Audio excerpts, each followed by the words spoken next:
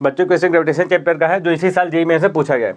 अब ये question Kepler's third law पर डायरेक्ट फार्मूला बेस्ड क्वेश्चन है ये। तो और देखते हैं इस क्वेश्चन पूछ क्या रहा है।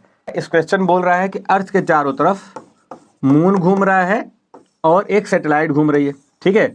और मून और सैटेलाइट के जो रेडियस है उनके बीच में जो रिलेशन है वो कुछ इस टाइप का है, ठीक। इसमें मून का जो रेडियस है वो सैटेलाइट के रेडियस से 9 टाइम ज्यादा है, ऐसा क्वेश्चन बोला गया है, ठीक। और दूसरा मून का एक रोटेशन का टाइम पीरियड भी दिया हुआ है 27 डेज, मतलब 27 दिन में एक चक्कर लगाता है। तो पूछ रहा है कि सैटेलाइट जो है वो एक चक्कर कितने टाइम में लगाएगी, तो यही हमारा क्वेश्चन है। तो अब ये क्वेश्चन हमारा केप्लर के थर्ड लॉ पे बेस्ड होता है, और केप्लर थर्ड लॉ क्या बोलता है, टी स्क्वायर यानी कि टाइम पीरियड जो स्क्वायर होता है वो रेडियस के क्यूब के साथ प्रोपोर्शनल होता है। अगर दो क्वांटिटीज के बीच में प्रोपोर्शनलिटी का साइन लगा हुआ है तो इसको फार्मूला में कैसे कन्वर्ट किया जाता है, तो उसको समझते हैं। इसको आपको क्या करना है, पहले ऐसे कर लो, फार्मूला बनाना तो T square by T square और R cube by R cube, ऐसे लिख लो।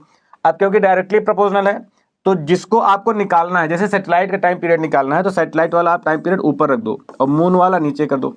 और डायरेक्टली प्रोपोर्शनल है तो सैटेलाइट के सामने सैटेलाइट आएगा और मून के सामने मून आएगा, ऐसे, ठीक है। अब इसी में वैल्यू डाल दो, आपका आंसर आ जाएगा, ठीक। अब देखो कैसे करेंगे, तो अब हम क्या करते हैं, इसमें वैल्यू डाल देते हैं। तो सैटेलाइट का जो है आर एस, सैटेलाइट का जो रेडियस है इसको आप ऐसे ही रहने दो, और मून वाले रेडियस को की जगह पर देखो आर एम जो है वो 9 टाइम ऑफ आर एस है, तो आर एम की जगह पर मैं यही डाल देता हूँ क्योंकि इक्वल ही है, ठीक है। तो 9 आर एस का होल क्यूब आप करोगे। अच्छा, जब होल क्यूब करोगे तो आप एक काम करो, आर एस पर क्यूब लगा दो और 9 को 3 बार ऐसे मल्टीप्लाई कर दो, ठीक है। तो ये आपका आर एस क्यूब तो कट भी गया। तो अब यहाँ पर क्या आ गया बताओ, 1/9 इंटू 9 इंटू 9 आ गया,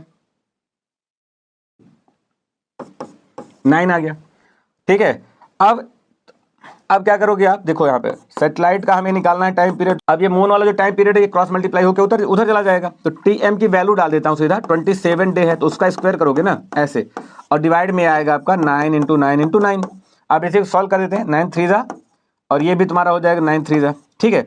अच्छा, अब ये 3 3 जा 9, या ऐसे काट दो, अब एक ही 9 बच रहा है, 3 3 जा 9, तो ये दोनों मिला के ये काट देंगे, तो यहाँ पर आ जाएगा 1, ठीक है। तो सैटेलाइट का टाइम पीरियड आ गया 1, अगर इसको स्क्वायर हटाओगे तो 1 का रूट करोगे तो 1 ही आएगा, यानी कि हमारा इसका जो आंसर आएगा 1 डे आ जाएगा। तो ये वाला इसका करेक्ट है।